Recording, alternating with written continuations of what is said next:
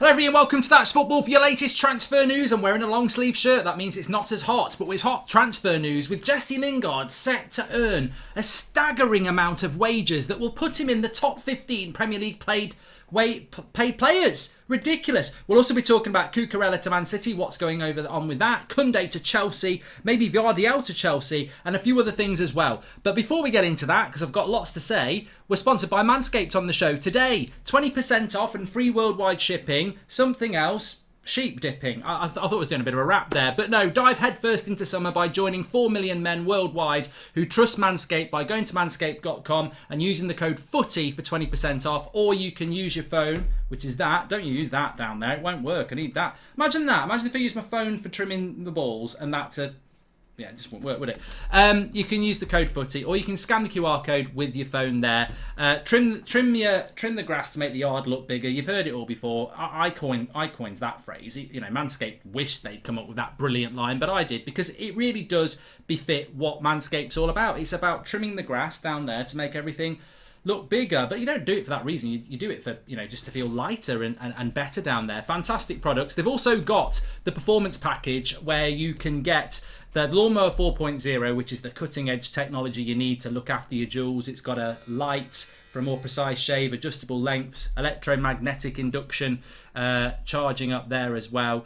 But you get the Weed Whacker, which is in the performance package. You get the Crop Preserver, you get the Crop Reviver, performance boxer briefs, and a travel bag to hold your goodies. So what are you waiting for? 20% off. Use the code FOOTY. Scan the QR code with your phone. You can do it that way. The link's in the description. Fantastic products with Manscaped. Make sure you check them out. Well, I tell you what.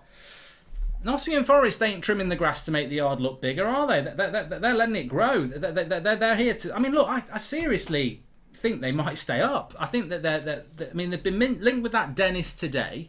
They've bought some other players, I don't know who. I've got to be honest, I don't take any notice of the teams below about 6th, as I get told off about quite a lot. I do, though. I mean, I do take an interest in what Villa are doing, Everton, maybe Leicester a little. I mean, I go down... To be fair to me, I do go down to about 12th. Anything below that, I mean, I don't know what Southampton are up to. I don't really. But it's hard not to take notice of Nottingham Forest when you hear from the Times, I think it was the Times or the Telegraph, are saying that the reason, and Lingard apparently has done his medical with Forest, the reason Jesse Lingard is going to Forest is because they're going to pay him £200,000 a week. I mean...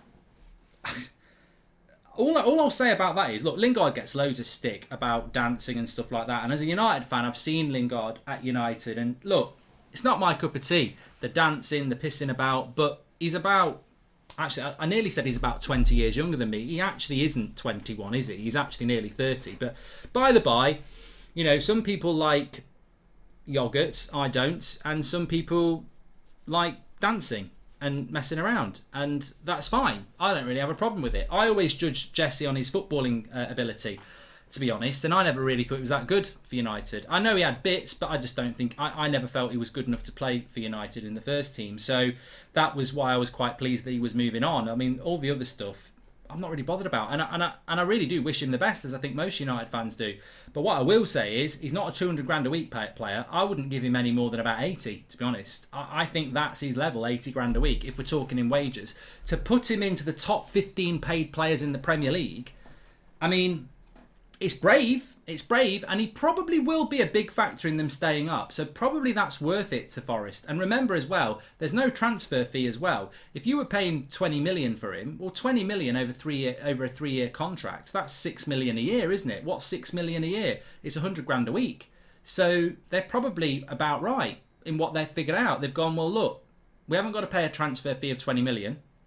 If he keeps us up, that's got to be worth tens of millions. So they're probably going 200 grand a week. If he keeps us up, it's well worth it. So bit of experience as well. So I can see why they've done it, but there's absolutely no way, and I think any United fan would agree with me on this, there's no way he's a 200 grand a week player. So fair play to him, fair play to his agent, and let's see if it'll work out. But it's a massive... I couldn't believe it when I read that. But you know what? He's got the deal he wanted. It'll be appreciated. Let's wait and see what happens. I don't know what your thoughts are. I mean, I can only deliver you the facts. He's on the same wage as Harry Kane, apparently. So, But wages aren't always about ability. We've seen ridiculous players' wages handed out in the past. And I do think, as I said, you can see why they've done it. But you also think, what could they have got for that money? What could you have got for that money? We'll have to wait and see what happens with it. But it's amazing. It's an amazing deal.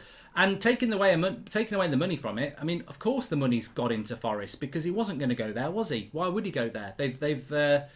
And I think West Ham probably are wise to back off from that, to be fair. But I think he would have been wiser to go to West Ham in relation to his England career. But what are we to say? As I say, as an ex-United player, I wish him all the best. But I think Forest have overpaid there. But we'll have to wait and see if it keeps them up. And I would say that when we're talking about teams getting relegated, and we'll do our Premier League preview in a couple of weeks, I don't think they are going to get relegated.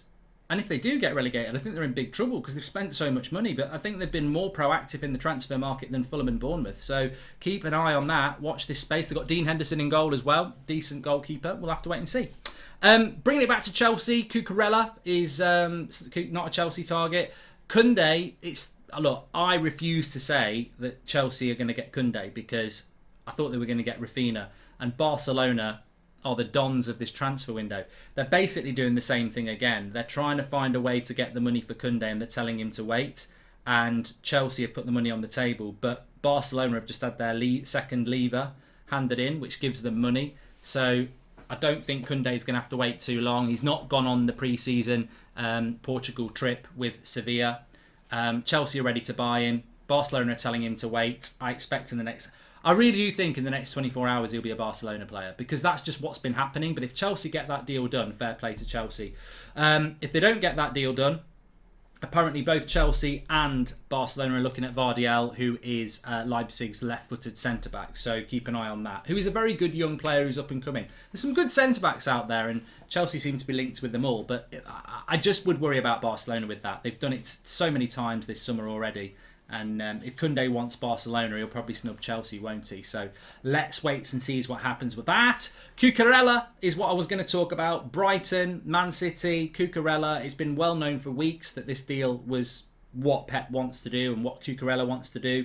Apparently, it's not as straightforward now. There's even quotes being attributed to Pep that he said that negotiations are ongoing. Apparently, he didn't say that, but he did mention Cancelo and somebody else that they've got who can play left back. Cucarella is a fantastic left back. I think he is brilliant. But remember, he's only been at Brighton 1 year. Brighton want 50. Man City want to pay 30. I think Brighton have got every right to ask for 50, to be fair. They got around that for Ben White a year ago. And Cucarella had an amazing season at left back. He's still relatively young. I think he's still in his early 20s, isn't he? So I think they're right to ask for at least 40 million. And I think Man City are taking the piss trying to get him for 30 million. To be honest, he's only 1 year into his stay at Brighton. So definitely one of the outstanding left backs in the league last season. I think Brighton are right to hold their ground because if they keep him for another year, he's a fantastic player for them. If I was Brighton, you're not in a position where you need to sell. I don't think so. I would say 50 million or you don't get him. The player might not get happy with that, but so what? So what? 100%. So what? Let's crack on. That's what I would say. Yes. So interesting to see what happens with Cucarella.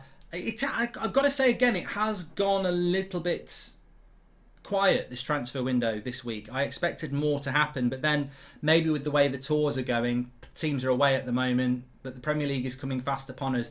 I think Chelsea are going to maintain being busy. Hopefully my club United will be as well. But I think a lot of clubs are waiting for the season to start. I read something about Leicester today that they've got to sell to buy. And I looked, Everton got smashed up, didn't they, by Minnesota. Did you see that miss by Dele Alli? They've not bought anybody apart from Tarkowski. It's Tarkowski, Goldbridge. Shut up, Deitch.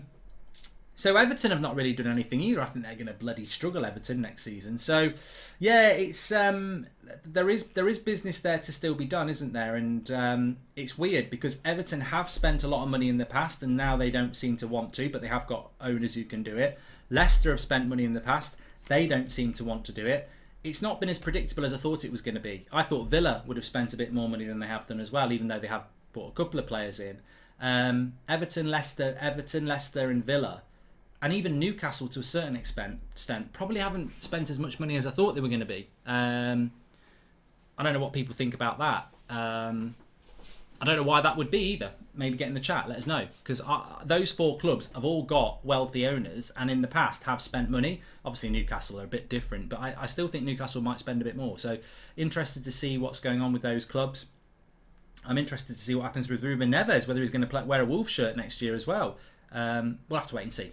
Anyway, get your comments in below. What do you think about Lingard and his wages? What do you think about Cucarella and Brighton? Are they right to hold out? Do you think Chelsea will get that Koundé deal, or do you think Barcelona will come through?